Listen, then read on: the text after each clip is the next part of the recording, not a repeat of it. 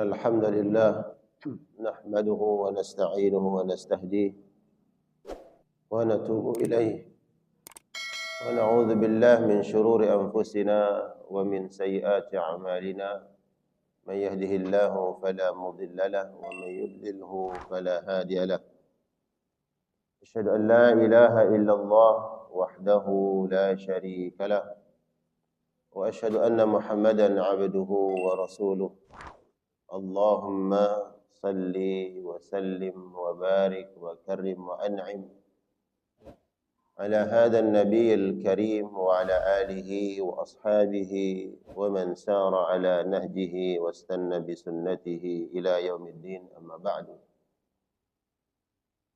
قال الله تعالى في محكم تنزيله أعوذ بالله من الشيطان الرجيم قالوا سبحانك لا علم لنا إلا ما علمتنا إنك أنت العليم الحكيم اللهم علمنا ما ينفعنا وانفعنا بما علمتنا وزدنا علما وأصلح لنا شأننا كله ولا تكلنا إلى أنفسنا طرفة عين.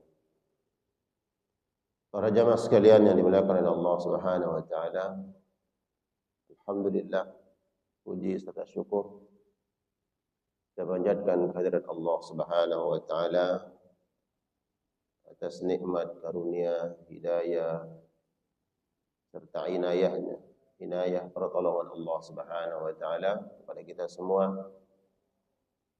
dalam melaksanakan perintah-perintah Allah Jalla Jalaluhu. Salawat serta salam tak lupa kita sampaikan untuk kedua hasanah kita Nabiur Rahmah Rasul sallallahu alaihi wasallam, untuk keluarga beliau dan sahabat-sahabat Nabi sallallahu alaihi wasallam minal muhajirin wal ansar. Dan semoga kita semua di akhirat kelak Allah kumpulkan bersama manusia-manusia mulia minan nabiyyin was-siddiqin wasyuhada'i was-salihin. Amin ya rabbal alamin. Baik jamaah sekalian yang dirahmati dan dimuliakan oleh Allah Subhanahu wa taala. Tema kita pagi hari ini menjadi seorang muslim, menjadi seorang mukmin yang berkualitas, yang terbaik dalam pandangan Allah Subhanahu wa taala. Di dalam Al-Qur'anul Karim kita banyak menemukan Allah Subhanahu wa taala bersumpah. Allah bersumpah dengan makhluknya. Dan ini hak Allah Subhanahu wa taala memilih apapun dari makhluk yang dia ciptakan dan dia gunakan sebagai sumpah. Berbeda dengan kita. Tidak boleh bersumpah kecuali dengan menggunakan nama Allah. Tidak boleh bersumpah dengan makhluk. Bahkan saya sering mendengar ada orang yang bersumpah menggunakan nama Allah, kemudian juga gabungkan nama Rasul sallallahu alaihi wasallam. Demi Allah, demi Rasulullah. Sering enggak dengar? Ah, itu hati-hati. Barang siapa yang bersumpah falyahlib billah, hanya menggunakan nama Allah. Dalam syahadat ada syahadat tauhid, syahadat Rasul, bukan kemudian nama Rasul kita catut. Kita ikut sertakan dalam sumpah. Cukup dengan nama Allah. Jangan mengatakan demi Allah, demi Rasulullah. Cukup demi wallah, wabillah, wa tallah. Allah Subhanahu wa taala dalam Al-Qur'an bersumpah dengan makhluknya. Ya. Allah bersumpah dengan waktu, Allah bersumpah dengan tempat, dengan benda. Contohnya di dalam surat At-Tin. Surat keberapa tuh? 95 ya. Di dalam surat At-Tin Allah Subhanahu wa taala bersumpah wat-tini waz-zaitun wa turi sinin wa hadzal baladil amin. Ini Allah bersumpah dengan makhluknya. Wattin demi buah tin, wazaitun buah zaitun, waturi sinin dan bukit. Ya, ada yang menyebutkan bukit Tursaina. Ini khilaf di kalangan para ulama tafsir. Yang jelas bahwa Allah bersumpah dengan tempat, dengan Tursin. Apakah yang dimaksud itu adalah bukit Sinai yang ada di Mesir atau tempat yang lain? Ini khilaf di kalangan para ulama tafsir. Kalau Said Qutb mengatakan bahwa yang dimaksud tempat ya Tursin ini adalah bukit Sinai. Kemudian ulama yang lain mengatakan bukan, tapi bukit yang ada di bumi Syam dan seterusnya. Ala kulli hal bahwa Allah bersumpah dengan makhluk. Wa hadzal baladil amin. Allah bersumpah dengan Makkah. Makkatul Mukarramah. Nah, ini dijelaskan oleh para ulama jamaah bahwa ketika Allah Subhanahu wa taala bersumpah di dalam Al-Qur'an, ada sesuatu hal yang ingin disampaikan oleh Allah. Yang pertama adalah ya tempat atau benda atau apapun yang digunakan oleh Allah Subhanahu wa taala dalam sumpah tersebut ya, berarti sesuatu ini memiliki kemuliaan gitu. Yang kedua, ada sesuatu yang ingin ditegaskan oleh Allah Subhanahu wa taala bagi kita yang membaca Al-Qur'an. Ini ada sesuatu yang ingin Allah sampaikan setelah sumpah itu. Bagaimana kita kalau bicara bahwa agar orang yakin kemudian mempercayai apa yang kita sampaikan, terkadang kita menggunakan apakah itu nada atau prolog yang lain. Tujuannya agar apa yang kita sampaikan itu dipercayai, ya, diyakini oleh mustami, orang yang mendengar atau orang yang kita sampaikan kepadanya sebuah kabar, sebuah berita. Nah, ini juga yang kemudian digunakan oleh Allah Subhanahu wa taala. Ada sesuatu yang ingin Allah sampaikan, perkara yang penting setelah sumpah. Dan ini dijelaskan, disebutkan oleh para ulama tafsir. Wattini wazzaitun wa turi sinin wa hadzal baladil amin laqad khalaqnal insana fi ahsani taqwim. Nah, inilah tujuan itu. Allah bersumpah dengan tempat-tempat yang mulia. Bahkan Allah gunakan Makkatul Mukarramah, bumi yang suci, sebagai sumpah. Digunakan oleh Allah bersumpah dengan tempat itu untuk menyampaikan bahwa laqad khalaqnal insana fi ahsani taqwim. Bahwa Allah telah menciptakan satu makhluk yang bernama insan, manusia, fi ahsani taqwim, makhluk spesial. Ya, ciptaan Allah yang istimewa. Dengan berbagai ya, hal, kelebihan, keutamaan, keistimewaan yang Allah berikan kepada manusia. Bahwa Allah menciptakan manusia ini, kita sebagai makhluk Allah, ahsan taqwim, makhluk terbaik. Kata ahsan itu dalam ilmu bahasa Arab, ahsan disebut dan isim tafdil yang menyebutkan, yang menjelaskan ya sesuatu yang paling utama, yang paling baik, dari yang lainnya. Ahsan, ya. Ahsan, akram, ya. Afdal. Akram, manusia makhluk yang paling mulia, ya. Di antara makhluk-makhluk yang Allah ciptakan. Afdal, yang paling baik. Ahsan, yang paling istimewa, dan seterusnya. Nah, jemaah sekalian Allah muliakan. Lalu apakah kemudian setelah Allah menyampaikan lewat firman-Nya bahwa kita ini makhluk yang ahsan, makhluk yang terbaik, dan kita bangga, ya, tentu legitimasi pernyataan ketetapan Allah Subhanahu wa taala bahwa manusia sebagai makhluk yang terbaik, kita bersyukur, kita bangga. Namun kebanggaan dan kesyukuran kita bahwa kita sebagai makhluk yang terbaik itu ada syarat-syaratnya. Barulah kemudian manusia ini tetap, ya jemaah sekalian, kita jadi ahsan itu ada syarat-syaratnya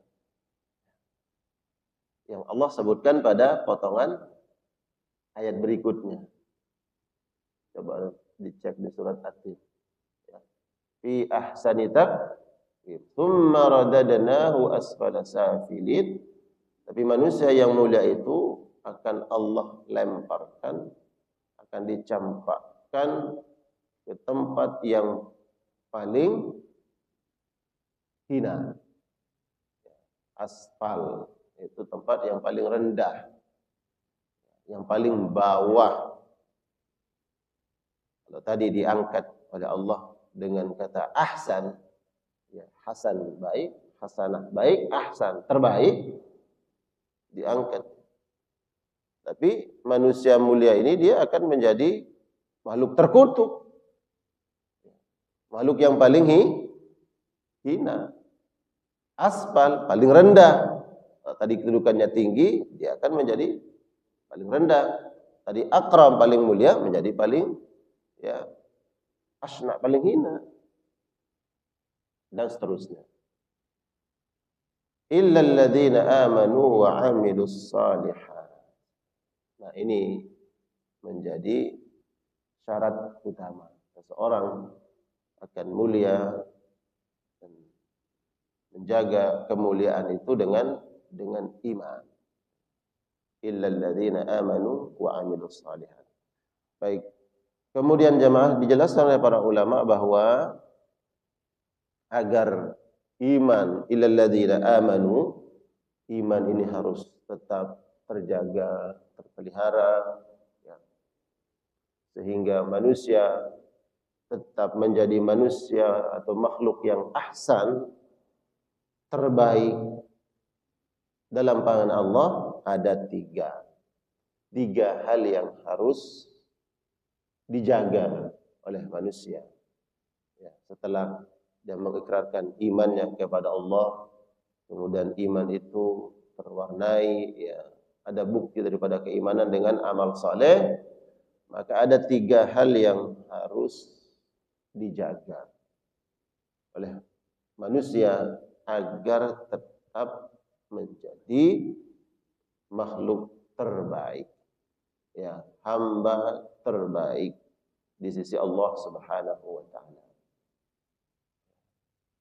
Ini kita renungkan, kita berusaha mengamalkannya, tiga hal ini.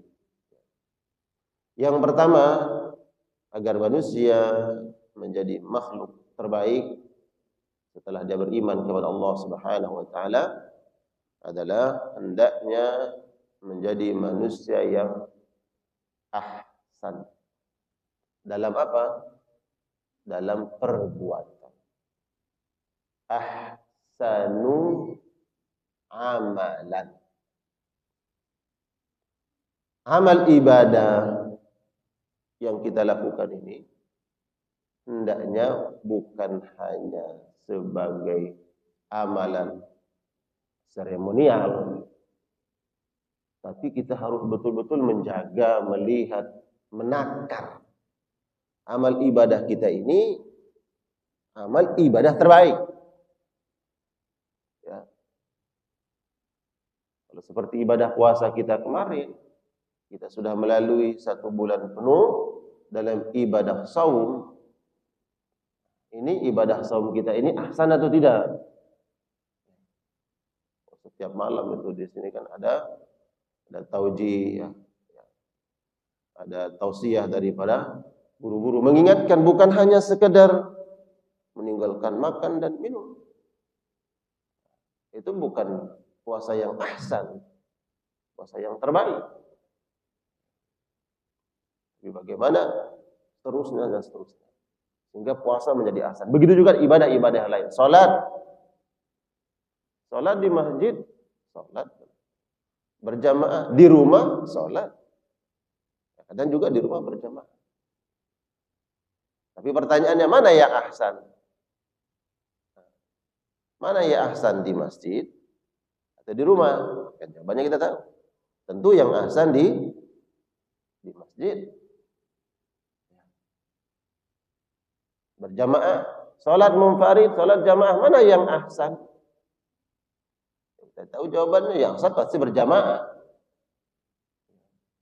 Kita datang ke masjid berjamaah, mana yang ahsan? Yang ada salat sunnah rawatibnya atau tidak? Mana yang ahsan? Ya tentu yang ada salat sunnah rawatibnya. Dan kita berupaya tuh jamaah mencari yang berinfak, bersedekah dengan nominal tertentu. Mana yang ahsan? Dari niat mana yang paling baik? Dan seterusnya. Kita berupaya setiap apa yang kita lakukan, kita menginginkan ibadah yang kita lakukan ini ahsan. Itu upaya kita, ikhtiar kita. Adapun nanti apresiasinya, balasannya dari Allah, ya tentu hanya Allah Subhanahu wa taala yang Maha mengetahui kualitas amal ibadah yang kita lakukan. Tapi dari segi syariat jamaah, dari syariat ya kita berupaya yang ahsan. Apapun yang kita lakukan berupaya yang ahsan. Bahkan dalam urusan-urusan dunia kita jamaah. Dalam urusan dunia pun kita ingin yang ahsan kan? Ingin yang terbaik. Kalau mendapatkan sesuatu, kita ingin mendapatkan yang terbaik. Ingin melakukan sesuatu, ingin yang terbaik. Ya. Dalam pekerjaan kita ingin menghasilkan hasil pekerjaan kita, karya kita, dan seterusnya yang terbaik. Ahsanu amalan. Nah, ini pemaknaan, ya penjelasan arti secara luasnya. Nanti coba dicek. Nah, di dalam surat Al-Mulk. Ya. Di dalam surat Al-Mulk Allah Subhanahu wa taala berfirman, A'udzubillahi minasyaitonir rajim. Bismillahirrahmanirrahim. Tabarakalladzi biyadihil mulk wa huwa ala kulli syai'in qadir. Alladzi khalaqal mauta wal hayata liyabluwakum ayyukum itu. Di sini nih, ayyukum ahsanu. Siapa di antara kalian yang paling baik amala, perbuatannya dalam kehidupannya. Allah menciptakan kematian dan kehidupan untuk menguji manusia. Siapa di antara mereka yang paling baik amalnya? Tadi makna luas. Ya, luasnya adalah bahwa semua amal ibadah yang kita lakukan, ya kita ingin melakukannya, melaksanakan amal tersebut dengan sebaik-baiknya. Ini perintah Allah.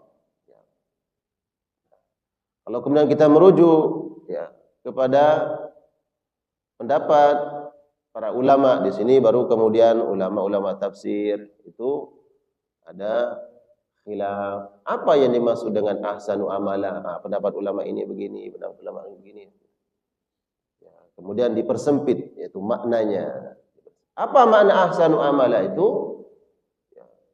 Imam Ibnu Katsir menjelaskan makna ahsanu amala. Ahsanu maknanya aswab, yang paling baik, ya. Amalnya yang paling baik, amalnya. Aswab itu yang paling baik amalnya dalam hal apa? Ini amal ibadah yang dia lakukan ada tuntunannya atau tidak, ya. Basisnya apa ini ibadah yang kita lakukan? Dasarnya apa? Ada dalilnya atau tidak? Ya. Dia diterima tidak dalam syariat. Itu ahsanu aswabuhu, yang paling baik. Yang paling baik dalam hal apa? Dia beramal, beribadah, mengerjakan sesuatu bukan atas dasar ikut-ikutan, ya, tanpa dalil, tanpa hujah, tanpa ilmu. Tapi memang kalaupun kemudian dia yuqalid, ya, dia meniru orang yang dia percayai bahwa orang ini beramal atas dasar ilmu. Contoh umpamanya kita percaya dengan Ustaz, amal ibadah seperti ini memang ada. Kita tanya umpamanya, apa dalilnya? Oh, dijelaskan dalilnya. Atau kita enggak bertanya, tapi kita thiqah. Kita percaya, udah enggak mungkin beliau orang alim, enggak mungkin beramal tanpa dalil. Maka kemudian sudah kita yuqallid, kita ikuti saja tanpa harus bertanya. Karena kita sudah yakin. Makna pertama dari ahsan itu adalah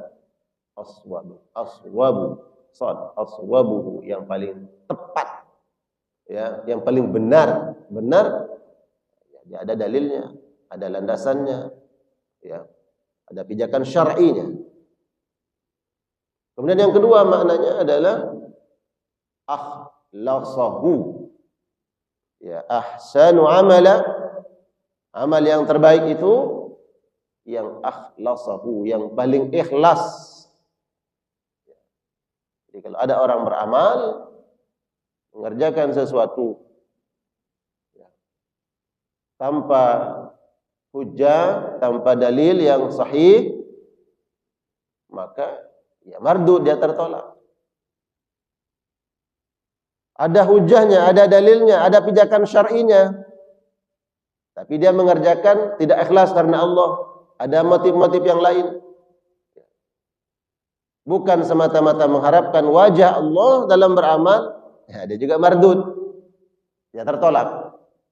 Berarti di sini amal ibadah yang kita lakukan dia akan menjadi ahsan, terbaik di sisi Allah Subhanahu wa taala. Yang pertama, beramal di atas ilmu. Yang kedua, amal itu atas dasar ikhlas lillahi ta'ala. Barulah kemudian dia menjadi ahsan. Ahsan berarti manusia ini menjadi manusia yang terbaik dalam pandangan Allah Subhanahu wa taala.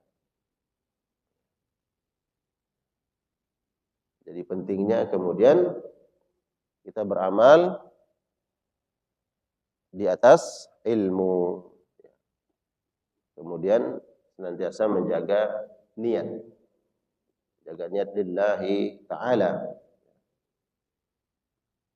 Kemudian kita sering mendengar aqwalul ulama tentang bagaimana pentingnya menjaga niat. Oleh Imam Sufyan Ats-Tsauri, beliau menjelaskan bahwa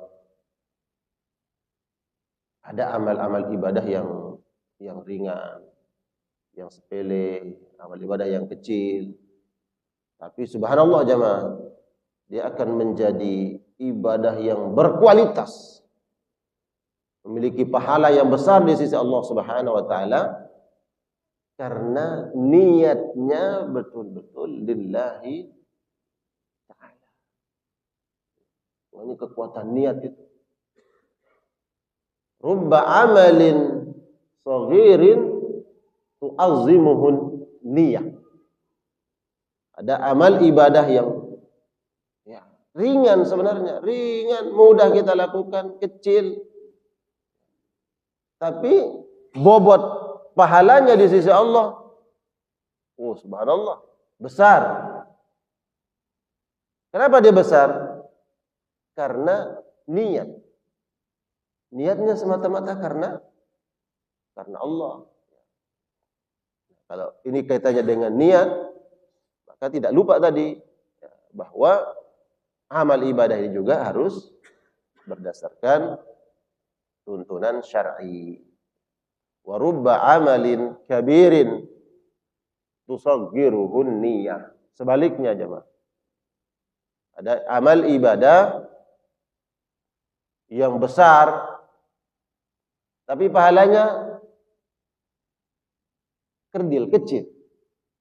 Pahalanya dikit. Padahal modalnya besar. Ada ibadah modalnya besar tapi pahalanya dikit. Ada amal ibadah modalnya kecil, modalnya dikit, pahalanya besar. Kira-kira jamaah pilih yang mana? Ya. Karena niat itu. Ada enggak amal ibadah yang subhanallah modalnya besar, tapi kadang dia tertolak, enggak ada sedikit pun pahalanya. Kira-kira amal ibadah apa? Kalau kita butuh modal besar nih, bahkan kita nabung haji, umrah, berapa sekarang? Lagi haji furoda, ratusan. Tapi ternyata nggak ada pahalanya. Dia tertolak. Bukan semata-mata mengharap wajah Allah. Makanya itu pentingnya niat kan. Ya Allah, effort kita udah luar biasa. Ngeluarin uang, bahkan mengajak keluarga. Tapi ternyata tertolak, nggak ada pahalanya. Umrah. Dan banyak tuh perkara-perkara yang menyebabkan kadang niat ini menjadi rusak. Makanya saya kalau ada mengisi manasik haji atau umrah, selalu mengingatkan jamaah. Ya.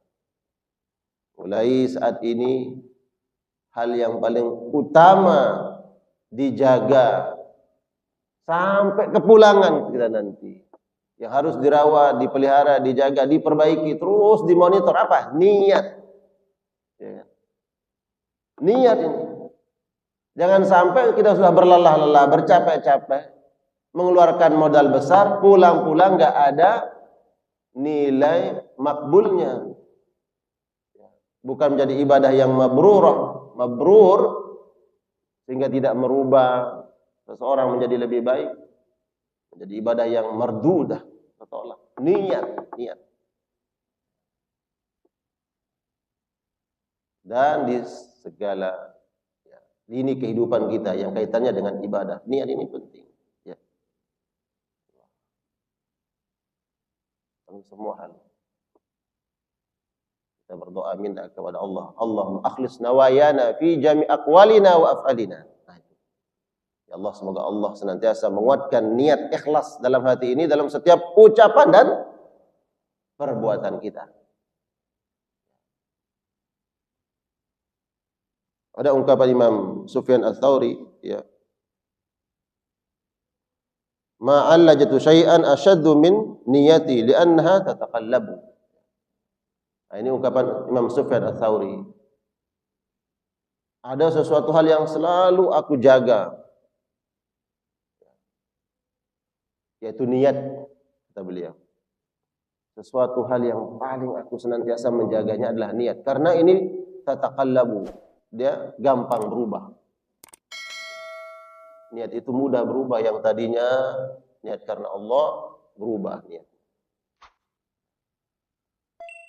Kalau tadi rubba amalin shagir ini kaulnya Imam Ibnu Mubarak. Imam Ibnu Mubarak.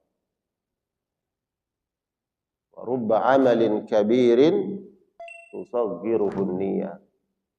Ada amal ibadah yang besar tapi ternyata kerdil di hadapan Allah, dirusak amal ibadah itu oleh niat yang bukan mengharapkan wajah Allah Subhanahu wa taala. Wa ma umiru illa liya'budullaha mukhlishina lahuddin. Tidaklah mereka diperintahkan untuk beribadah kepada Allah melainkan mukhlishin, ikhlas, membersihkan semua amal ibadah itu dari motif-motif yang lain kecuali hanya semata-mata mengharapkan wajah Allah, mengharapkan ridha Allah, ya mengharapkan pahala boleh. Ustaz, enggak boleh kita sholat mengharapkan pahala. Berarti mengharapkannya pahala. Enggak boleh kita sholat karena niatnya mengharapkan surga. Boleh. Kenapa? Karena yang menjanjikan pahala, yang menjanjikan surga itu bukan makhluk. Yang menjanjikan surga itu adalah Allah yang kita ibadahi. Jadi kita mengharapkan sesuatu yang dijanjikan oleh Allah, itulah ikhlas. Ya. Kalaupun nanti ada orang yang dalam pembahasan ilmu tasawuf kemudian udah dia beribadah itu tidak lagi mengharapkan A, B, tidak lagi mengharapkan terbebas dari neraka, tidak lagi mengharapkan mendapatkan surga, pokoknya ibadah semata-mata karena Allah. Silahkan memaknai seperti itu. Tapi bukan kemudian ya, menyalahkan, tidak membenarkan orang yang mengatakan bahwa kita beribadah semata-mata mengharapkan ya, surga Allah. Ini bukan ungkapan yang dhalal. Karena kita mengharapkan sesuatu hal yang dijanjikan oleh Allah di dalam Al-Quran. Kecuali kalau kita mengharapkan sesuatu yang dijanjikan oleh makhluk, bukan dijanjikan oleh Allah, baru enggak ikhlas. Berjamaah, saya mengharapkan pahala 27 derajat lebih utama dibandingkan 1 derajat karena mengharapkan pahala dari Allah. Akhirnya kita salat berjamaah. Boleh atau tidak? Boleh. Karena yang menjanjikan adalah Allah. Kenapa Anda berpuasa? Oh, saya mengharapkan nanti di akhirat Allah masukkan saya ke dalam surga yang pintu surga ini bernama Ar-Rayyan. Boleh tidak? Ya boleh. Ya. Karena kita mengharapkan sesuatu yang dijanjikan oleh Allah Subhanahu wa taala. Jadi jamaah yang pertama ahsanu amalan. Ya, manusia yang paling baik amalnya. Semakin banyak amal ibadah yang kita lakukan, ya, maka ya tentu semakin berpotensi amal itu menjadi ahsanu amalan. Amalan yang terbaik. Kemudian yang kedua jamaah, ba'da ahsanu amala ahsanu qaulan. Ucapan tadi amalan yang terbaik, perbuatan yang terbaik. Yang kedua adalah apa yang kita sampaikan, apa yang kita ucapkan ini hendaknya ucapan kalimat-kalimat yang dalam takaran syariat, dalam pandangan agama, ucapan yang al-haq, mengandung kebenaran. Sehingga orang beriman itu enggak serampangan, tidak mudah mengeluarkan ya statement. Apalagi di era kita hari ini, ya Allah, apa yang kita ucapkan hari ini ya, bisa didengar, bisa dikonsumsi, diterima oleh orang yang di belahan dunia yang jauh. Ya. Maka kita harus hati-hati jemaah. Jejak digital. Apa yang kita ungkapkan hari ini bisa kemudian diterima, dikonsumsi, dibaca, didengar oleh generasi puluhan tahun berikutnya. Terekam, terjaga. Maka kemudian kalau yang kita sampaikan, yang kita ucapkan ini perkara-perkara yang mengingatkan seseorang kepada kebenaran, kepada kebaikan, ya, quote-quote yang ada motivasi, mengajak orang kepada kebaikan. Ini kan bernilai pahala. Tapi bayangkan kalau yang kita lakukan, yang kita ucapkan, tindakan kita itu hal yang dalam pandangan syariah suatu maksiat, suatu keburukan. Kemudian ya memprovokasi orang lain untuk melakukan keburukan, kemaksiatan. Jadi bukan hanya amal kebaikan saja yang amal jariah. Ada juga dosa jariah. Dosa jariah. Apa yang kita ucapkan kemudian dipahami oleh orang lain. Oh, berarti ini boleh. Sedangkan itu keburukan. Ada orang lain yang melakukannya, kita dapat transparan dosa. Bukan pahala, tapi transparan dosa. Na'udzubillah. Ahsanu amala, ahsanu qawla.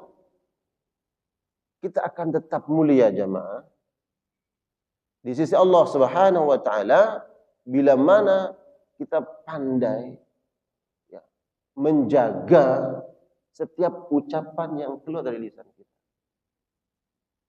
Makanya Nabi dalam sebuah hadis menyebutkan bahwa saya menjamin seseorang akan masuk surga kalau dia mampu menjamin dua hal yang ada pada dirinya. Pertama, dia menjamin lisannya tidak mengeluarkan, tidak mengucapkan kalimat-kalimat yang buruk, melainkan kebenaran, melainkan kebaikan. Kalau dia menjaga lisannya, dapat jaminan dari Nabi. Kedua, kalau dia menjamin menjaga sesuatu apa yang ada di antara kedua pahanya, menjaga kemaluannya. Kata Nabi begitu. Barang siapa yang mampu menjamin dua hal ini, dia menjaga lisannya, menjaga kemaluannya, maka saya jamin dia masuk surga, kata Nabi. Adman lahul jannah. Jadi penting, utama saya sebutkan jamaah ini di era kita hari ini.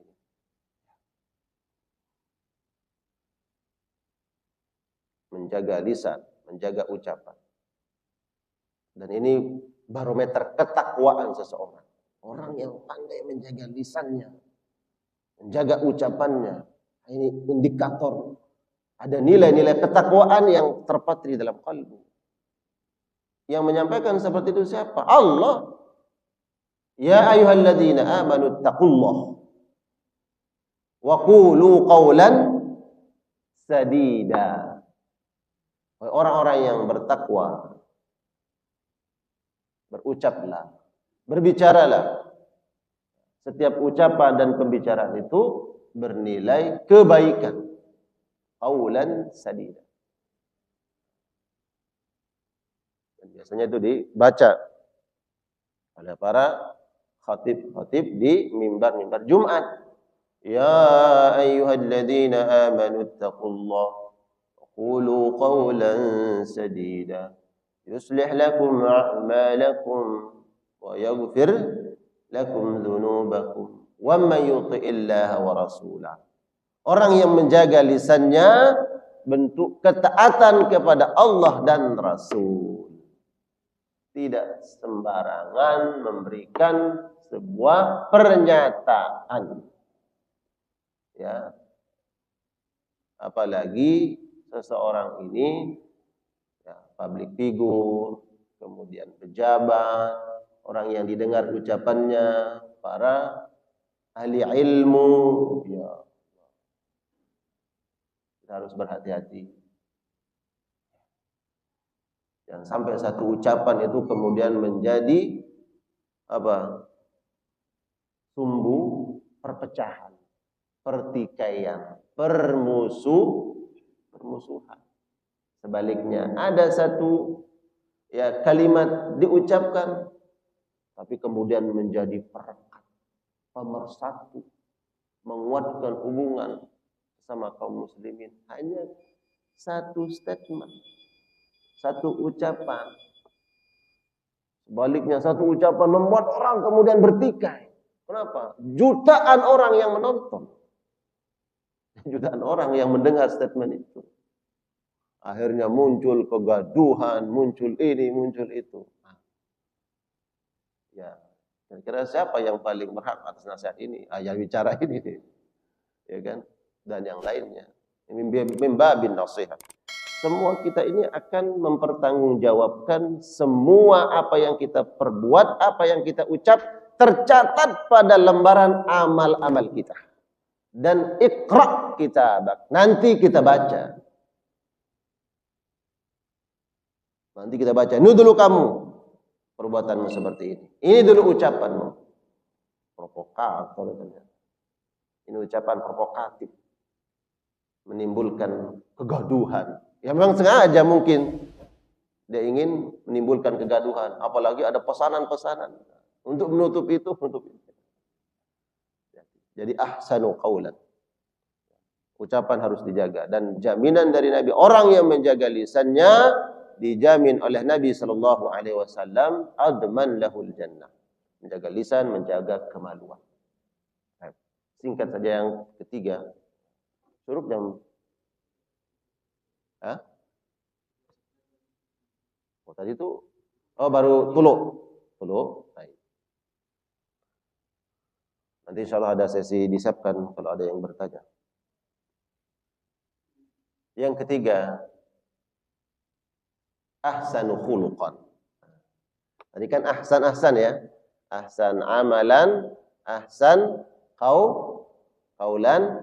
Yang ketiga, ahsan khuluqan. Orang yang akhlaknya baik. Dan Nabi SAW manusia yang paling alim. Tapi ketika Allah menyanjung Nabi di dalam Al-Quran, tidak disanjung karena Nabi itu alim. Ya kan? Beliau menerima wahyu, Allah berikan ilmu kepada beliau. Tapi Nabi disanjung itu bukan karena ilmunya. Yang disanjung di dalam Al-Quran, sanjungan Allah itu terhadap ilmu Nabi atau akhlaknya Nabi? Akhlaknya. Wa innaka la'ala khuluqin azim. Engkau memiliki budi pekerti. Ini makna umumnya, budi pekerti. Ya memang begitu Nabi sallallahu alaihi wasallam. Manusia yang paling indah akhlaknya. Pada dijabarnya akhlak itu adalah akhlak kepada Allah. Termasuk seorang ketika khusyuk dalam ibadah, menjaga ucapan, ya, itu akhlak. Tapi makna akhlak secara umum adalah ya, etika, perilaku. Nabi sallallahu alaihi wasallam bagaimana beliau ya bermuamalah di dalam ruang lingkup yang paling kecil, yaitu rumah tangga beliau. Kemudian bagaimana beliau memperlakukan para sahabat-sahabatnya, ruang lingkup yang lebih besar, itu masyarakat beliau lebih luas. Bagaimana beliau kemudian ketika berhadapan dengan musuh, subhanallah, manusia yang paling sempurna akhlaknya. Makanya lah kemudian Nabi SAW menjadi manusia yang paling mulia karena di antara penyebabnya adalah Rasul, manusia yang paling baik akhlaknya. Akhlak terhadap keluarga, terhadap istrinya bagaimana, terhadap anak-anaknya, terhadap cucunya, terhadap para sahabatnya. Luar biasa akhlak Nabi. Para sahabat itu merasa paling dekat dengan Nabi. Semua sahabat merasa paling dekat dengan Nabi. Padahal yang paling dekat itu siapa? Ada sahabat spesial yang paling dekat dengan Nabi. Ada Abu Bakar, Umar, Utsman, Ali. Tapi para sahabat ketika berhadapan dengan Rasul, dia merasa, kayaknya saya dekat banget dengan Nabi. Padahal baru kenal, padahal baru ketemu, baru sekali berjabat tangan. Bahkan orang dari Persia datang, ya, datang kepada Nabi SAW, melihat akhlaknya Nabi SAW. Ada sahabat yang ketika pertama kali, saya lupa nama sahabat ini, pertama kali berjabat dengan Nabi SAW, dia merasa bahwa Saya dispesialkan banget. Kenapa? Ketika Nabi menjabat tangan sahabat ini, subhanallah, ketika menjabat, tatapan Nabi melihat orang tersebut. Ya. Siapapun dia, beliau nggak kenal orang ini. Dia adalah pemimpin di Madinah. Ketika ada orang berjabat tangan dengan Nabi, dia fokus terhadap orang. Dia menghadapkan wajahnya terhadap orang yang dia ajak bicara. Dia fokus menghadapkan wajahnya terhadap orang yang sedang berbicara dengan beliau. Akhlaknya Rasul sallallahu alaihi wasallam. Rasul tidak menginginkan meninggalkan sesuatu hal yang tidak berkesan, yang tidak baik di dalam hati para sahabat. Itulah Rasul sallallahu alaihi wasallam.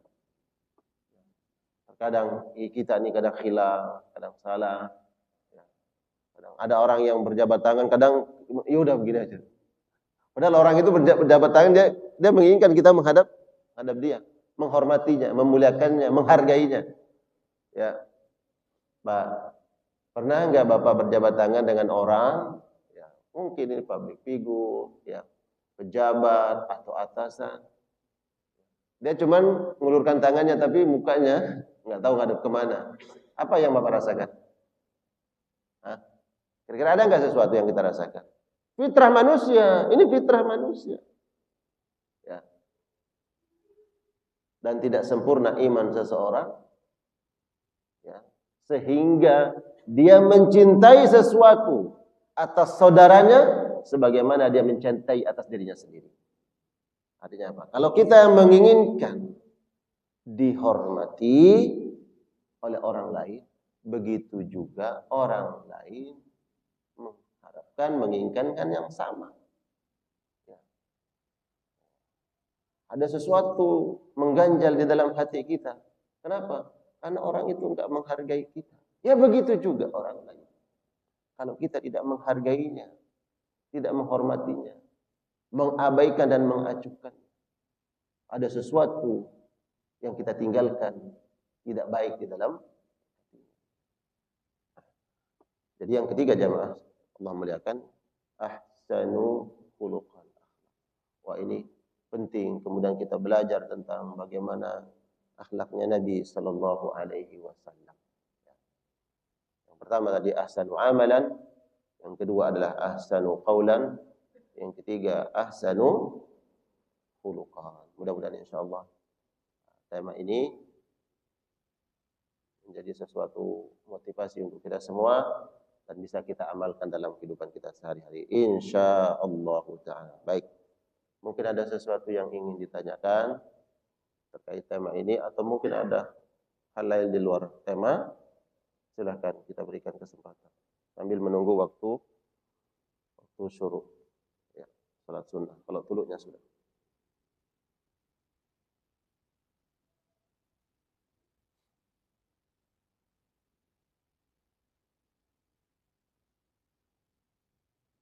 Di mana? Ada? Ya, fadhal.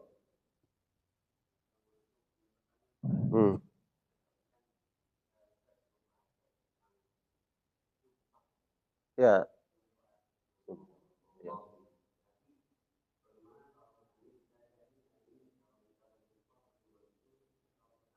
Ya. Baik.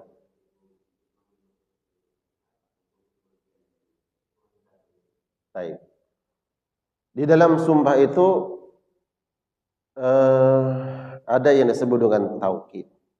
Taukid, menguatkan. Menguatkan ini ada dengan ucapan, ada dengan sikap. Nah, itu disebut dengan taukid. Contoh taukid dalam ucapan. Demi Allah, satu kali. Tapi ada orang mengatakan demi Allah, demi Allah, demi Allah 3 kali. Itu taukid dalam ucapan. Boleh atau tidak? Boleh. Wallahi, wallahi, wallahi. Bahkan bukannya pakai wallahi, wallahi wa billahi wa tallahi. Menggunakan huruf waw, huruf ba, huruf ta. Karena huruful qasam, huruf yang digunakan untuk bersumpah itu ada 3. Tapi yang familiar bagi kita itu huruf waw, wallah. Ada huruf yang lain, ba, billah. Ada huruf yang ketiga, ta. Allah. Ini disebut dan huruful qasam, huruf sumpah. Tapi yang biasa kita gunakan adalah huruf yang pertama, huruf waw. Ya, wallahi. Jadi ada taukid, ada yang mengucapkan menggunakan huruf tadi dia gunakan waw, ba, ta, wallahi wa billah wa tallahi. Ada mana? Dengan kalimat yang lain, dia tidak cukup mengatakan wallahi dan menggunakan kalimat uqsim. Uqsim billah, saya bersumpah. Padahal enggak perlu mengatakan uqsim pun sudah wallahi itu sudah sumpah. Uqsim billah, saya bersumpah atas nama Allah, menggunakan kalimat, ya, huruf, kalimat. Nah, ada yang menggunakan dengan perbuatan seperti isyarat. Wallahi. Begitu juga dengan tadi taukid dengan Al-Qur'an. Apakah sah sumpah seseorang tanpa ada simbol Al-Qur'an? Sah. Itu hanya tambahan saja. Tidak menggunakan Al-Qur'an enggak apa-apa. Ya. Justru memang kalau kita temukan ya dari asar para salafun saleh, kita tidak menemukan simbol tadi, ya. Tapi apakah dia boleh dilakukan? Boleh, karena bentuknya taukid. Taukid itu bisa dengan perbuatan, dengan ucapan. Ucapan ini bisa menggunakan kalimat yang kita tambahkan, uqsim, saya bersumpah, atau menggunakan huruf yang lain. Tiga-tiganya digunakan huruf sumpah, wallahi wa billahi wa tallah, taukid. Yang tidak boleh, may yahlif falyahlif billah. Nah, ini adalah pijakannya. Barang siapa yang bersumpah, maka hendaknya dia menggunakan nama Allah. Al-Quran kalamullah. Ya, dia tidak infisal dengan Allah. Al-Quran kalamullah, Allah. Ya. Allahu a'lam bissawab. Tadi saya tekankan tadi, karena ini sering kita dengar juga menggabungkan nama Nabi dalam sumpah. Biasa kan kalau ada dengar orang lain atau keluarga kita, ingatkan cukup dengan nama Allah, Allah, ya, demi Allah, demi Rasul. Syahadat baru Allah dan Rasulullah, sumpah cukup dengan nama Allah Subhanahu wa taala. Nah, ini sudah menjadi suatu hal yang biasa itu kita dengar itu. Ya. Kita merubah sesuatu yang tidak baik menjadi lebih baik. Jadi ingatkan, ada teman, ada keluarga yang masih menggunakan sumpah mencatut nama Nabi, jangan. Cukup dengan nama Allah Subhanahu wa taala. Baik.